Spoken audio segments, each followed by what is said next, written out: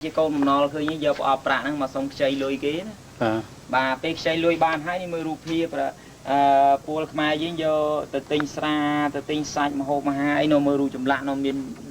sạch lúc sạch ấy đợt từng mù nó do phát si bài chẳng tới đọc pe lôi nên tới miền ấy xong kế còn lụa đây xong kế bà phong cho dây thà bờ puôn nó mưa rụp chùm la bờ puôn nó ban màu pram mặt đài nhưng mà đằng đài hàng na thế thà mai chui phong vào đây lụa đây hai bạn dùng sai nhưng mà đài vô đài từng ai có ba khi ai có ba đấy thà câu nói không dùng ấy thì mấy vụ về là những cái chân dây phải dây dấn á bà hay ban khang lơ nó bờ puôn nó chụp chung thế dây pi vào đây lụa đây chài về hai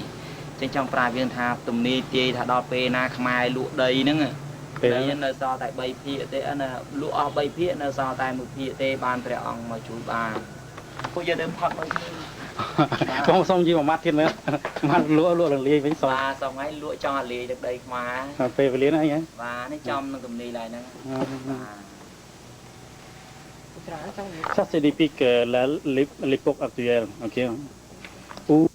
sọc mai dương tình mới và từ tam ru chùm lạ prasad bay yon không trai lẽ ban se pra dương chụp ba thà dương đang khai để chiết để trả phật hai miền sài mùi pre ong bà chia sài công ty ri nâng trai ban là group rong của tây hai tây nâng bị phục luôn màu chi chấm nọc máy tam để dẹp bọc thô ok dương có chỉ om pi đấy om pi khang ở đây vợ sa ba khang vợ vợ khang so sa khang so sa so sa nơi trong lục sông máy miền chùa pẹ pon nâng so sa mà hai prasad pyramid để nơi không bị phục lục xong ngay prasad để nơi trong người ta cái cứ chia prasad và bọc mai và miền là so boran nâng thmo nâng ốc pi sọc mai nâng giờ từ từ nâng ngoài ok và tranh dương miền trà na của trong ban tới đo đi prasad nâng nơi pyramid đấy nghe ba trong tới trong vây sớm mai luôn nol và nhom tới cho mùi lục lu ta nhom nó đại quạt nhưng mình ở riêng thì sao bỏ tiếng quạt kêu không tăng không nơi tàu lại bà lên chơi màu này máu chơi tra cái tipu ta đi so ní cái chơi rụp hiệp ca chúc cho bà chơi rồi bỏ ông chẳng ông chơi pre rồi bỏ dương á cái pe đây con trai nâng lên group ông chơi pre hai khai tới chơi xây rong rồi bám ní mưa rụp chụp lại rồi nhé cái miếng chả ở dương bàn đằng đằng ó pe nâng cái pe đây dương tục ông tha chơi xây rong rồi bám nè ní mưa rụp chụp lại ông em ca chúc cho bà chơi tê bà chẳng pe nâng bật tê chiên nâng pre khai bà tập bón nâng ba cho bột nè ba chơi mà hôm nay mới chơi vô việc tập bón này bón này dàn nó prai mà thà ông mà dương mình nuôi snap tới dương vô mình nuôi đặt này không cái đam mình chu nó hay dương vô từ thường bón bôi chi chân tới làm bay cái tha làm bay ao chi rồi bao nhiêu rồi có ao tự nhiên khan này là bọc cà đây chu nó ban tới đo phục đại là và ta nơi chết cái lại bôi chia xong nắng từ kim miên bằng cá bón sấy nè bà hãy sao ta chụp trồn đài nữa hay có trồn tại tiệt tông sập tray nâng nè chẳng pe nâng cái bon nâng ba cho bột nhé pe đài miền sấy nó chia sấy rom rồi băm chẳng tray ấy xong ngày dương hai áp sra rom rồi băm thì miền men là miền lại nam miền đốt khmoi được ấy lại nó trường cao lại cái đây mình tầm tray ta chắc có tập hắc xì bà chẳng tụi đi cái lại nó tray trong sọc ngày này bà lấy đầm bố cho mưa không dây pi áp sara sọc ngay chỉ pi không mình chỉ pi là bọc mai thì pi ta máu dương an thà áp sát chỉ pi xa bà lấy dương miền san nhìn đi nơi thằng mục á nè prai mai chấm nón nó quật chân ao bà lấy những mau chỉ khmái lục đan khai rô mùi rồi nó bên che thà pi nó có khai mà chỉ khmái cái an thà áp so cái bạt ấy thì bạt bà lấy ấy bà đó pi nè cao những khai ao rồi từ từ tới dương an thà áp sát ra chắc bà lấy với nhỉ vì bà lấy với những trăm ba xe rồi đã xa rồi ấy dương từ từ trầm áp sát công miền này group đoàn bạt thằng hai nâng hai cái lại khâu miền này thà áp so mình ai đã rồi mình ai đã xả bàn tê pro chi phía xa khmái ở trầm và nâng đã xả về tới chi bà lấy vinh chứ xong ngay vô bà lấy mùi cầm nát sau khmái mùi cầm nát nó kia an thằng ọc này thà áp ra đó mình đăng thập viện nâng khâu tại cái này dương an bà lấy á dương ọt an cho bố gì bò bá này và khi nhớ chân xong ngay khmei nam mà nè đăng rư có sang ra cha khmái tu tiếng bờ tây họ miền nam đăng cái to nhom dây dương tấp nhạc luôn nếu nhom tâm hai bàn pi năm nó nọ bàn nhom bòn khmái này trong bờ tây nó vùng nhạc luôn là hí pu mến áp ra kia tôi xây không và ghé nó ngay cho anh dương mình bên vùng viên thôi mà đá vùng viên là hỗ đà so dương nơi múc dương họ đăng hà so nó khâu được còn trời bà lấy to một tí áp សានោះប្រែមកថាពពកអណ្ដែតដល់ពេលយើងចង់និយាយអំពីទេពនៅលើពពកហ្នឹងយើងដាក់ទេពអប្សរប្រែមកថាមានស្ត្រីស្រីសួរគួងនៅលើពពកដែលអណ្ដែតហ្នឹងហើយសំខាន់ហៅអប្សរាទេចង់និយាយថាពពកអណ្ដែតហ្នឹងកន្លែងហ្នឹងទៅបើវាអត់មានស្ត្រីនៅលើនោះទេដល់ពេលមកចង្អុលរូបទេពអប្សររបស់ខ្មែរចង្អុលរូបព្រះពលាជ័យណាបាទខ្ញុំថាណែកុំចង្អុលរូបហ្នឹងមិនមែនអប្សរាទេបាទយករឿងវែងឆ្ងាយណាបាទឥឡូវយើងបន្តទៅទៀតបាទឥឡូវយើងទៅសាច់រឿងកុំឲ្យខាតម៉ោងមុនណាបាទសាច់រឿងនេះគេហៅកុកសសោតសល់ក្នុងប្រវត្តិកុកសសោតសល់ព្រះអង្គលោកបានឆ្លាក់កុកពីរមួយងាកទៅខាងនោះមួយងាកមកខាងនេះចង់និយាយប្រាប់យើងថាមានរាជក្សត្រីមួយព្រះអង្គមានចំណេះដឹងជាម្ចាស់ក្សត្រីបាទពេលធ្វើដំណើរឆ្លងកាត់មហាសមុទ្រទៅក៏ចោលនឹងចាប់រូបកាយព្រះអង្គបានហើយពេលហ្នឹងចោលជាប្តីហ្នឹងត្រូវបានព្រះអង្គធ្វើគួតឲ្យស្លាប់ហើយដណ្ដើមយកអាវុធដ៏មានឫទ្ធិហ្នឹងមកដល់ព្រះនគរខ្មែរយើងហើយសូមឲ្យស្ដេចខ្មែរហ្នឹងរៀបឲ្យផ្សាយព្រះអង្គឡើងគ្រងរាជ្យព្រោះព្រះអង្គជាម្ចាស់ក្សត្រីប៉ុន្តែច្បាប់ប្រទេសខ្មែរស្ដេចមិនអនុញ្ញាតឲ្យយកស្ត្រីមេម៉ាយធ្វើជាអគ្គមហេសីបានទេព្រោះកាលណាបើស្ដេចអង្គណាមួយយកស្ត្រីនឹងធ្វើជាអគ្គមហេសីនឹងធ្លាក់ត្រូវត្រង់ពាក្យថាកុកសសំងំពូនគុំត្រែងនោះនៅខាងមុខមានហ្នឹងណាបាទនៅមើលទៅខាងនោះដាហ្នឹងមកកណាត់ទូខាងនោះមកកណាត់ទូមកខាងនេះគេឆ្លាស់ហើយយើងបានឃើញមុខព្រះអង្គព្រាមហើយហេតុអ្វីបានព្រះអង្គមកព្រាមហ្នឹងដោយសារគេចាប់រំលោភព្រះអង្គហ្នឹងចៅសមុទ្រហ្នឹងប្រកាសដូចផ្នែកខ្មែរអញ្ចឹងគេហៅចៅសមុទ្រប្រៃទៀតហើយដល់ហើយស្ដេចស្រីនៅសម្រាប់ចៅសមុទ្រហ្នឹងហើយស្លាកចៅសមុទ្រហ្នឹងមកសុំស្ដេចខ្មែរហ្នឹងរៀបផ្សាយព្រះអង្គឡើងគ្រងរាជ្យព្រះអង្គលោកថារៀបមិនបានទេព្រោះទំនាយទេត្រូវត្រង់កុកសសង្ងំពូនកុំត្រែងនេះកុកសសង្ងំពូនកុំត្រែងមានន័យអញ្ចឹងនេះគឺជាស្ត្រីមួយព្រះអង្គដែលគាត់លើកជើងឡើងលើឃើញទេបាទអញ្ចឹងស្រីដែលលើកជើងឡើងលើហ្នឹងគេចង់និយាយថាព្រះអង្គជាស្រីមេម៉ាយយល់នៅពួកគាត់មានការអៀនខ្មាស់យល់ទេបាទហើយកាលណាស្ដេចហ្នឹងនេះឃើញស្ដេចនៅពីលើស្ដេចហ្នឹងយកប្រពន្ធជាស្រីមេម៉ាយធ្វើឲ្យនិមឺនមុខមន្ត្រីហ្នឹងចាយចេញជាពីរនិមឺនខាងល្អនៅដោយល្អនិមឺនខាងអាក្រក់នៅដោយខាងអាក្រក់បាទពេលហ្នឹងនិមឺនខាងល្អហ្នឹងបានបោះបង់មុខតំណែងជានិមឺនមន្ត្រីចេញអត់ព្រមធ្វើការបម្រើស្ដេចអង្គហ្នឹងទេបាទពេលហ្នឹងប្រទេសខ្មែរនៅត្រូវក្នុងទំនាយទាយថាអ្នកដែលធ្លាប់មានដើមកំណើតអ្នកដែលធ្លាប់ចាញ់ហ្នឹងបែរទៅជាឈ្នះនេះកំណើតអ្នកចាញ់បែរជាឈ្នះមើលក្នុងរូបចម្លាក់នេះគេឃើញចិនយូណានណាចិនយូណានហ្នឹងធ្លាប់តែចាញ់ខ្មែរដល់ពេលហ្នឹងវាបានសម្លាប់ខ្មែរយើងឃើញទេពេលមួយមើលរូបគេថាកំណើតអ្នកចាញ់បែរជាឈ្នះអញ្ចឹងកាលណាស្ដេចអង្គនឹងយកធ្វើអញ្ចឹងត្រូវចាញ់គេហើយបងតើអានេះពេលណាបើនិយាយចំក្នុងនោះទឹកឡានេះត្រូវនៅក្នុងសម័យរាជានិយម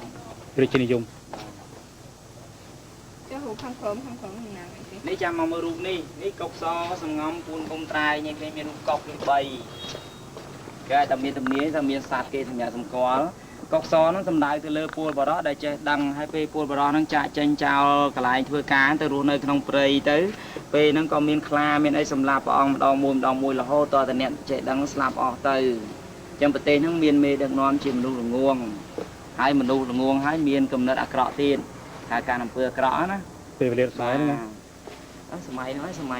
យរាជានិយមយើងឃើញមេដឹកនាំដែលនៅជាមួយសម្ដេចទាំងប្រមាណសុទ្ធតែមនុស្សអាក្រក់បានប្រលាយតាំងពីហ្នឹងមកហើយនៅកន្លែងតាណាគេនិយាយពេលវេលាសម្ងាយយើងនេះពេលវេលាសម្ងាយនៅបន្តិចទៀតបណ្ដោខាងមុខហើយនេះគេនិយាយពីរាជធីតាសាស្ត្រចង់និយាយថាគាត់ជាអ្នកចេះដឹងខ្ពស់នៅក្នុងវិជាស្ត្រីពេលហ្នឹងស្ត្រីហ្នឹងឃើញព្រះអង្គយកប្រពន្ធជាស្រីមេម៉ាយលោកអត់នៅជាមួយព្រះអង្គដែរលោកក៏មករស់នៅក្នុងព្រៃអញ្ចឹងដូចជាកំដែងដែរកំដែងអ្នកចេះដឹងហ្នឹងដែរបាទចុះនេះបាទទៅរកស៊ីរស់នៅក្នុងព្រៃក្នុងអីហ្នឹងទៅហើយមើលលោកនេះឃើញយំណាបាទយកដៃដាក់ថាយំមិនអោយស្ដារខាងនោះបាទនេះដល់គាត់មកដល់ហើយនេះបានដល់ត្រង់ពាក្យថាលោកលេចម្បែងដែរនេះកន្លែងដែលគាត់ចង់សួរលោកលេចម្បែងដែរទេចាំមើលខ្ញុំចង់និយាយប្រាមនេះគឺជាអ្នកដែលប្រកបរបររកស៊ីដូចជប់ខ្យល់ជប់អីហ្នឹងពីដើមមានតាំងពីដើមមកកុកខ្យល់កុកអីហ្នឹងរបស់ខ្មែរក៏មានដែរអាជប់ហ្នឹងក៏យើងមានតាំងពីដើមដែរនឹងបានខ្លាយទៅជានិមឺនមុខមន្ត្រីបាទហើយអ្នកលេងល្បែងភ្នាល់ហ្នឹងក៏បានខ្លាយទៅជានិមឺនមុខមន្ត្រីដែរ ដល់អ្នកលេងជួលមាត់ហ្នឹងក៏បានខ្លាយជាមើលមុខមន្ត្រីដែរបាទដល់ស្ត្រីនេះបាទស្ត្រីស្រីបហ្នឹងឃើញគេមកសួរយកម៉ានអីម៉ានគេចេញមកអង្គុយណាបាទហ្នឹងក៏ខ្លាយទៅជាអ្នកជំទាវដល់អ្នកដែលកាប់ជ្រូកលក់នេះឬក៏លក់ជ្រូកលក់អីកាប់សាច់ជ្រូកហ្នឹងក៏ខ្លាយជាមើលមុខមន្ត្រីមើលរូបចម្លាក់សិនមើលមុខមន្ត្រីបាទព្រះអង្គលោកថានេះមើលមុខមន្ត្រីដែលមានលក្ខណៈល្ងងខ្លៅហ្នឹងបាទដឹកនាំប្រទេសហ្នឹងមិនសូវកើតទេកើតតែរឿងសបាយហ្នឹងហ្មងណាបាទជិះទូកជិះអីដើរលេងសបាយអញ្ចឹងបាទអត់មានវិណាមួយ C'est l'époque actuelle. Et comment tu peux, plus des milliers, des centaines d'années, siècles avant, faire la prophétie, et puis ça se passe comme ça. Exactement. Mais où est le libre arbitre alors si les humains changent à une période, comment tu peux déterminer déjà le futur au complet? C'est-à-dire que c'est vraiment une vie de pantin. ដល់ត្រង់កន្លែងហ្នឹងទំនាយទាយត្រូវថាយើងទៅជាប្រទេសអាណានិគមរបស់គេហើយព្រះអង្គបានឆ្លាក់រូបភាពនេះឲ្យយើងបានដឹងទៀតថាជាចិនយូណានអញ្ចឹងត្រូវចំសពថ្ងៃនេះណាដែលយើងជាអាណានិគមរបស់ចិនយូណានបាទពេលដែលយើងទៅជាអាណានិគមរបស់ចិនយូណានទំនាយទាយត្រូវត្រង់ពាក្យថាបាទលំអោនហងសត្រានេះជារូបហង្សហើយលំអោនហង្សសាត្រាទីត្រូវត្រង់ថាចិនយូណានហ្នឹងពេលបានទៅជាអាណានិគមរបស់ខ្មែរវាបានយកស្ដេចខ្មែរជាឈ្នន់រួចហើយមិនឲ្យពលរដ្ឋខ្មែរគោរពស្ដេចខ្មែរទេគេនេះត្រូវណាកន្លែងហ្នឹងណាក្នុងសម័យហ្នឹងគេបានសរសេរសភៅកម្លាយមួយថាសាច់នេះជាសក្តិភូមិអីអញ្ចឹងការពិតព្រះអង្គលោកអត់មានបានធ្វើអីទេបាទអញ្ចឹងសភៅនេះជាសភៅមួយគេសរសេរឲ្យយើងហ្នឹងកុំឲ្យគោរពស្ដេចរបស់យើងតែបើស្ដេចយើងល្អណាបានសាងប្រទេសជាតិយើងទុកឲ្យយើងហើយយើងទៅអត់គោរពប៉ុណ្ណាស្ដេចស្ដេចដែលកសាងទឹកដីយើងហ្នឹងហើយស្ដេចហើយវានឹងសរសេរសភៅថាជាពួកសក្តិភូមិមិនថាស្ដេចសម្ដេចសេនុអីទេថាស្ដេចមុនហ្នឹងណាហើយជាស្ដេចសក្តិភូមិវិញហ្នឹងហើយគេហៅលំអោនហង្សត្រាមានន័យថាគេទុកស្ដេចយើងហ្នឹងជាឈ្នន់របស់គេហើយគេអត់ឲ្យពលរដ្ឋខ្មែរយើងគោរពស្ដេចគេស្ដេចយើងទេឲ្យគោរពគេវិញប្រទេសខ្មែររឿងបាទនេះមើលរូបចម្លាក់ព្រះអង្គលោកបានទូទាយទៅថាក្នុងពេលដែលយើងកើតអាណានិគមរបស់គេហ្នឹងពលរដ្ឋខ្មែរមួយចំនួនមិនព្រមធ្វើអាណានិគមក៏ក្រោកឡើងធ្វើសង្គ្រាមតបតបាទតែមិនបានសម្រេចទេអង្គផ្ដាំទៅថាមិនបានឈ្នះគេទេនេះចាំមើលខ្ញុំនិយាយពីថាឃ្លោកលេខហ្នឹងគឺយើងឃើញសម្ភារបំពាក់មានមមព្រះអង្គលោកត្រូវជាមេដឹកនាំឯវិស័យនោះណាដល់ពេលលោកខ្លាយទៅជាធ្លាក់ខ្លួនក្រីក្រហ្នឹងមកជួងសាច់អាំងលក់វិញហើយលោកក៏មកខ្លាយទៅជាអ្នកកាប់ជ្រូកលក់វិញឃើញទេបាទខ្លាយជាអ្នកដាំបាយលក់ធ្វើនំនេះនំជៀលធ្វើនំជៀលលក់ហើយបានហោហាយមកទៀតមកបានខ្លាយទៅជាជាងដំដែកឃើញនេះដំដែកដំអីបាទជាងសំណង់បាទអញ្ចឹងប្រវត្តិនៅក្នុងនោះចង់និយាយប្រាប់យើងថាអ្នកដែលចេះដឹងទាំងបាម៉ានក៏ខ្លាយទៅជាអ្នកបម្រើគេសំថ្ងៃហ្នឹងបាទហើយទំនាយទាយថាពេលនោះខ្មែរនិងខ្មែរច្បាំងគ្នាឯងនេះឃើញទេអញ្ចឹងដំបូងថាច្បាំងជាមួយបរទេសដល់ក្រោយមកខ្មែរនិងខ្មែរច្បាំងគ្នាឯងឃើញគេរូបខ្មែរទាំងអស់ពេលវេលាណាពេលវេលាอะไรប្រហែលឆ្នាំមុនហ្នឹងបាទថ្មីហ្នឹងហើយខ្មែរច្បាំងគ្នាឯងបាទក្នុងដំណើរការហ្នឹងដល់ដំណើរការកន្លែងដែលខ្មែរនិងខ្មែរឆ្លោះគ្នាហ្នឹងខ្មែរយើងទាយទុកថាត្រូវត្រង់ពាក្យមួយចំអិនកំពឹសចំអិនកំពឹសបាទឆ្លោះគ្នាភ្លាមអញ្ចឹងទៅក៏លែងឆ្លោះគ្នាវិញណាផ្លែតណាចាបាទឆ្លោះគ្នាទេផ្លែតបងសុំសួរម្ដងនេះមួយទៀតថាព្រះអង្គនេះឈ្មោះដែរមែនទេនេះបាទព្រះអង្គខាងលើនេះឈ្មោះព្រះកៅនីកុមនោពោធិសត្វបាទគឺព្រះនាងនីរបស់ខ្មែរណាព្រោះព្រះអង្គជាស្រីទេសាសនាព្រះកៅនីកុមនោហើយនេះគឺជាព្រះនាងនាគទេ2បាទបន្ទាប់មកព្រះនាងគ្រប់លក្ខនេះមិនទាន់បានត្រាស់ទេនៅក្នុងសាសនារបស់ខ្មែរពុទ្ធកៅនីកុមនោហ្នឹងគេយកស្ត្រីខ្មែរនៅពុំចារីចូលមកលុបបាទហើយគេបានចែកសាសនាហ្នឹងជា4ផ្នែកទី1គឺព្រះព្រហ្មរាជហ្នឹងបាទសម្រាប់ខាងផ្នែកអប់រំបុរសបាទឲ្យចេះវិជាកសាងប្រាសាទហ្នឹងហើយនៅក្នុងនោះមានរាជហោទាំង5បាទហើយនៅក្នុងដែរខ្មែរយើងគេបានឃើញព្រះអង្គបញ្ចូលសាសនាមួយទៀតគេហៅសាសនាព្រះបកានដែលគោរពព្រះគោនិងសត្វកង្កែបជាព្រះនឹងឯងហើយចុះពនាងនេះត្រាស់នៅពេលណាគេអាចពនាងនេះចិត្ត ចិត្តបានត្រាស់នៅក្នុងឆាឆាន់និយាយចំឆ្នាំហ្នឹងនៅក្នុងខែចម្រោតហ្នឹងយើងនឹងបានដឹង បាទមិនឆ្នាំហ្នឹងពី10ឆ្នាំទៀត បាទឬក៏ពី10ឆ្នាំមកទៀត ទៅពេល10ឆ្នាំទៅមុខទៀតឆ្នាំនេះ បាទឥឡូវខ្ញុំចង់ឲ្យគាត់